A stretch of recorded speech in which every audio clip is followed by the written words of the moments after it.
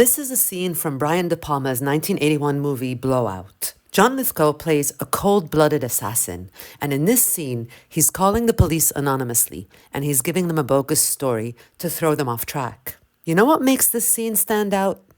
John Lithgow's voice versus John Lithgow's face. I didn't want to do it. She made me do it. But don't. You ask her. She'll tell you. But don't listen to her. She made me do it. Okay, just tell me where you are. This is how I wish June would act.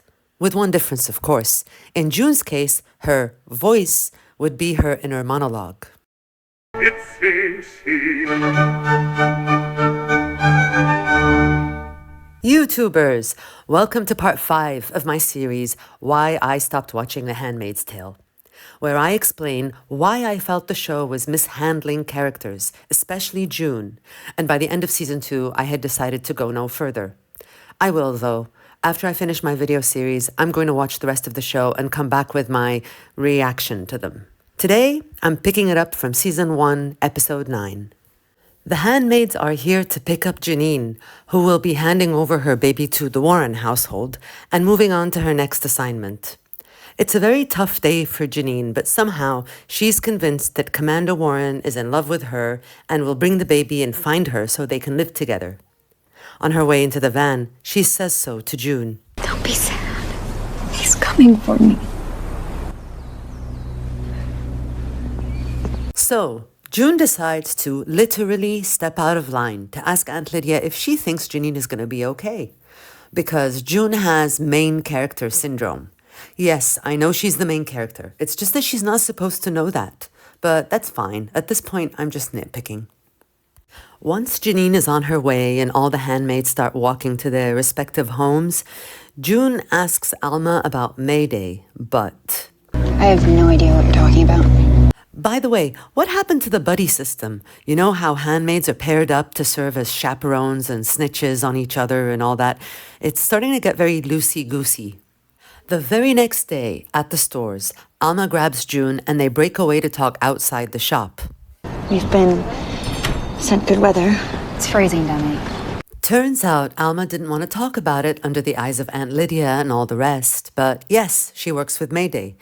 They know June went to Jezebel's before and they need her to go back again, preferably tonight, to pick up a package and hide it, pending further instructions. And that's all Alma knows. So now June has to convince Fred to take her back to Jezebel's that very night, with Serena back home this time. And the request/seduction was so cringy. To my eyes and ears, the way June was acting was too awkward and too inauthentic to be believable. I don't know if it's Elizabeth Moss or the character June, but the coquettishness didn't quite fit.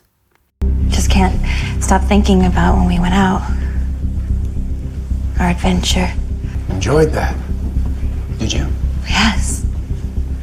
Very much. So when he said he'd arrange it and she asked to do it that night, I was sure he would get suspicious. To his credit, we find out later that he did suspect she had an agenda.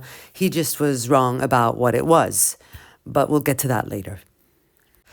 They're on their way to Jezebel's again, and of course Nick is driving them again. And obviously he's suffering from jealousy and helplessness about the whole situation.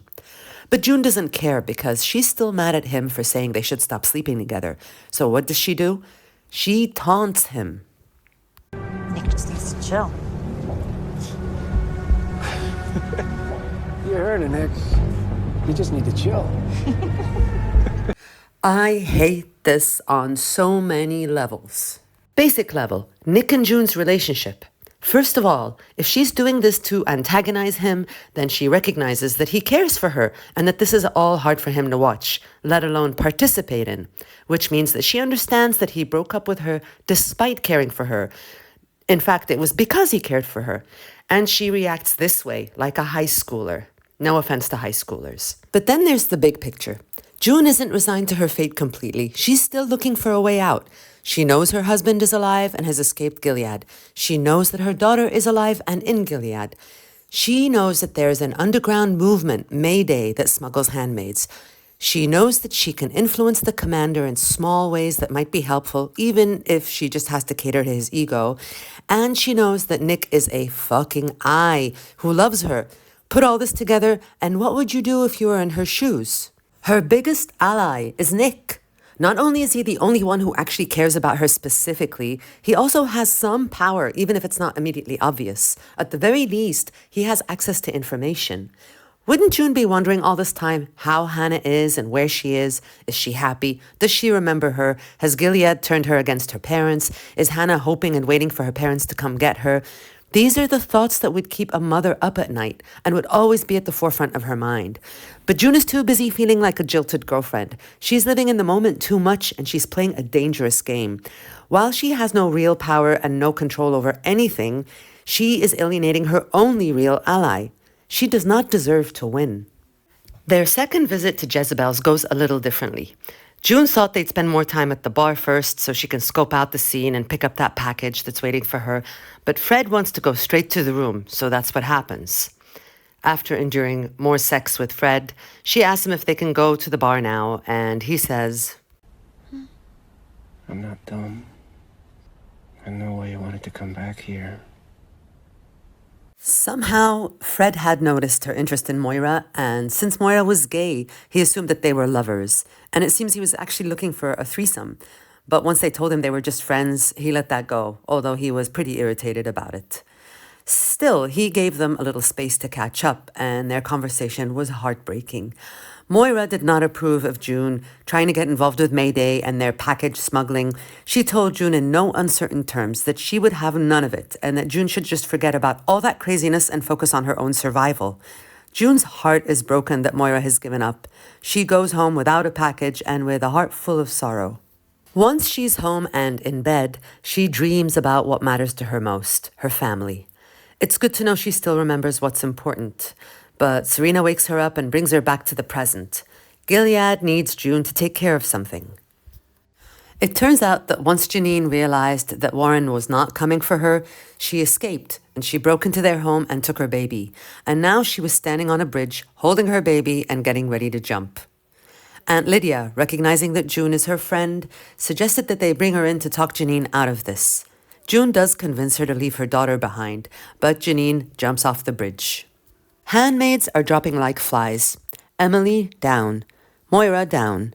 Janine, down. June is running out of friends. She has just saved a baby. In doing that, she served Gilead well today. Not that that does her any good, but she failed Mayday. She couldn't pick up the package from Jezebel's. Except things take a turn. At the shops, the butcher hands her a special package. Wink, wink. Saved it for you. Special. The man is working with Mayday. Somehow they got the package out and in June's hands. And it turns out it was Moira who found it and sent it. Moira is not down. In fact, she's very much up because that night she kills her John off screen and escapes from Jezebel's. This wasn't in the book, but it's a happy addition in my opinion. I'm not looking for all doom and gloom, believe me. I love to watch the underdog win. I love it more though when you see them planning for it, working for it, earning it. Otherwise, it's just plot armor, and that's not what this story is supposed to be. And it doesn't make the character interesting. So episode 9 ends on a high note. That's cool. I want to point out though that this episode has no inner monologue at all. We didn't hear June's thoughts, but we didn't need to. Her face did all the talking. Now, before I go, I just want to say, since this is a video series, I've compiled them into a playlist on my channel so that you can watch them all marathon style if you like. I would ask you to be kind if you do that because the first few videos are not exactly the best editing on YouTube. I cut my teeth on this series when I started my channel about 9 months ago. And after part 4, I moved on to other topics like Game of Thrones and Severance. And now I'm back to finish this series after a long hiatus because I need to finish what I started. So expect more Handmaid's Tale content in the near future, and I hope you come back for it. Thank you so much. I'll be back for episode 10, so wait right there. Bye. It's a scene.